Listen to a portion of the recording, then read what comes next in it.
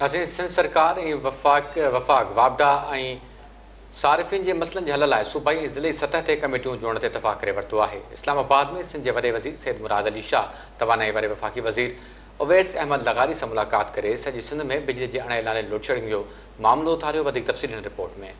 सिंध सरकार ऐं वफ़ाक वापडा ऐं सारिफ़िन जे मसइलनि जे हल लाइ सूबाई ऐं ज़िले सतह ते कमेटियूं जोड़ण ते इतफ़ाक़ करे वरितो आहे। इस्लामाबाद में सिंध जे वॾे वज़ीर सैयद मुराद अली शाह, तवानाई वारे वफ़ाक़ी वज़ीर अवैस अहमद खान लिगारी सां मुलाक़ात कई। मुलाक़ात में सिंध जे वॾे वज़ीर सैयद मुराद अली शाह कराची समेत सॼी सिंध में बिजली जी अणएलानियल लोड शेडिंग जो मामलो उथारियो। मुलाक़ात में वॾे वज़ीर मुराद अली शाह तवानाई वारे वफ़ाक़ी वज़ारत जे कंट्रोल हेठि हलंदड़ हेस्को ऐं सेप्को जी कारकर्दगी ते अदम इत्मिनान जो इज़हार कयो ऐं चयो त लोड शेडिंग सबबि ग़रीब अवाम परेशान आहे। अवाम खे हेस्को ऐं सेप्को जी नाअहली ते नथा छॾे सघूं। मुलाक़ात में तवानाई वारे वफ़ाक़ी वज़ीर तरफ़ां लाइन लॉसिस ऐं नॉन पेमेंट जा मामला उथारिया, जंहिं ते वॾे वज़ीर मुराद अली शाह तवानाई जे वफ़ाक़ी वज़ीर खे ख़ातिरी कराई त सूबाई हुकूमत वफ़ाक़ जी हर मुमकिन मदद लाइ तैयारु आहे। मुलाक़ात में सिंध जो सीनियर सूबाई वज़ीर शर्जील इनाम मेमण, तवानाई वारो सूबाई वज़ीर सैयद नासिर हुसैन शाह बि शरीक हुआ।